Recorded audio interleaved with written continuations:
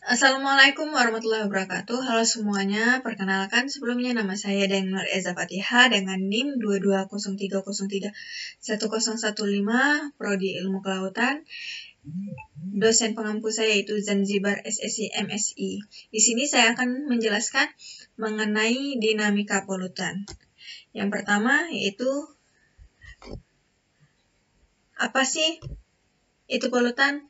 Nah, polutan sendiri merupakan segala jenis zat yang dapat mencemari lingkungan, baik zat padat, cair, maupun gas yang tidak harusnya ada di lingkungan dalam jumlah tertentu atau jumlah yang cukup banyak, karena bisa menurunkan kualitas udara, kualitas air, maupun kualitas tanah. Nah, contohnya seperti asap kendaraan, limbah pabrik, pestisida, plastik, logam berat seperti merkuri ataupun timbal. Nah, jenis-jenis polutan sendiri yaitu pertama ada organik, yaitu merupakan bahan kimia dari karbon, contohnya pestisida, plastik minyak, plastik, dan juga minyak.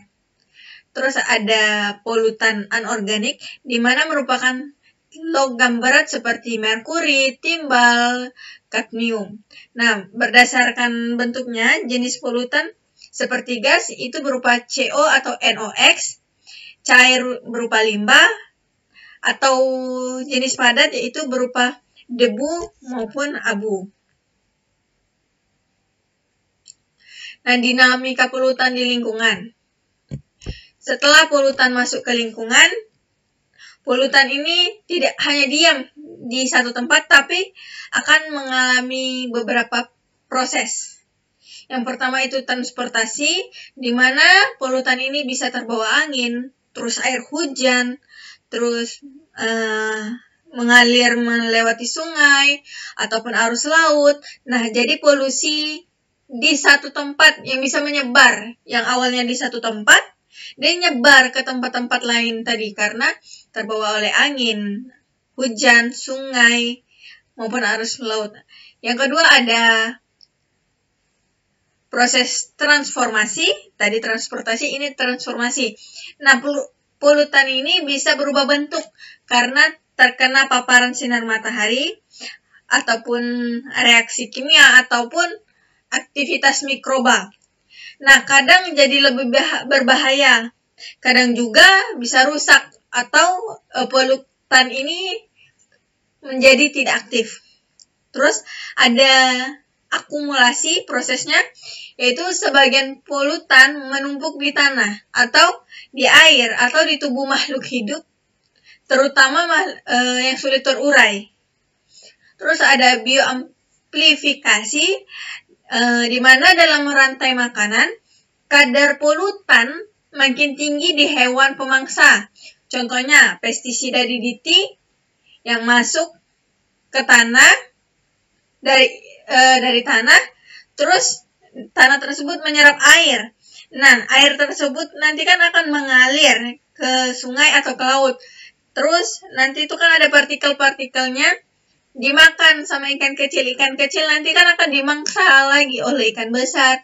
Ikan besar akan dimangsa lagi oleh burung elang. Dan pada akhirnya nanti elang ini bisa keracunan walau tidak terkena pestisida secara langsung. Tapi elang ini tadi kan memakan ikan besar yang tubuhnya terkontam oleh jenis polutan tadi.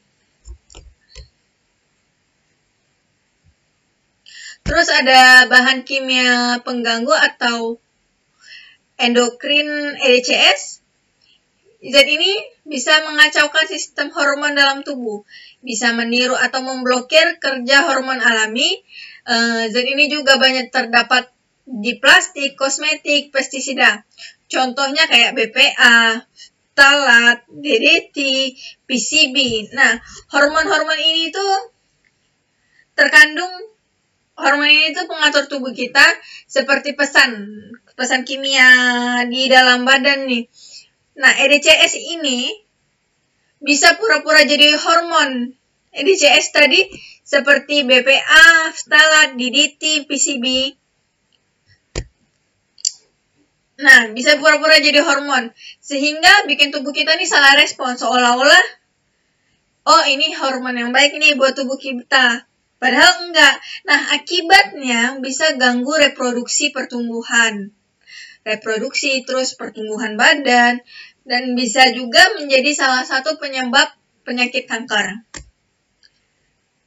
Dampak EDCS sendiri bagi kesehatan yaitu gangguan kesuburan untuk wanita, terus ada kelainan pada janin atau bayi untuk ibu hamil, terus resiko kanker payudara yang bisa dialami oleh wanita juga, dan kanker prostat bisa dialami oleh pria. Untuk ada juga resiko gangguan tiroid, yaitu di mana adanya benjolan, kalau nggak salah di leher. Nah, untuk pada hewan, ikan dan burung berubah perilaku atau mereka bisa gagal berkembang biak. Terus ada polutan organik persisten atau POPs. POPs sendiri merupakan bahan kimia beracun yang sangat sulit untuk terurai secara alami, sehingga bisa bertahan puluhan tahun di udara, air, ataupun tanah. Nah, karena sifatnya ringan dan mudah menguap, polutan ini bisa terbawa angin atau arus laut ke tempat yang jauh dari sumbernya.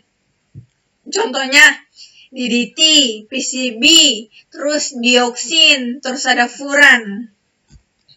Nah, dampak dari POPs secara global yaitu POPs bisa menyebar ke seluruh dunia lewat udara dan air, bahkan sampai ke daerah terpencil seperti kutub utara.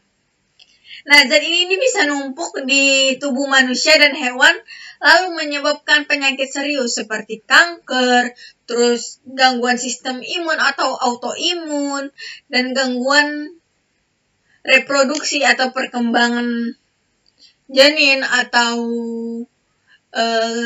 tubuh. Nah, dari sini kita dapat menyimpulkan bahwa polutan ini bisa berpindah, terus bisa berubah bentuk dari penguapan matahari, terus numpuk di alam karena dia bisa bertahan sampai puluhan bahkan ribuan tahun. Nah, bahan kimia seperti EDCS dan POPs ini berbahaya karena bisa ngacauin hormon, terus susah banget hilang dari lingkungan. Nah, masalah ini nih nggak cuma jadi tanggung jawab di satu negara, tapi global. Nah, kita tuh perlu lebih bijak pakai bahan kimia untuk dukung aturan lingkungan yang tegas. Dan mulai dari hal-hal kecil seperti ngurangin sampah atau pilih produk yang lebih ramah untuk lingkungan.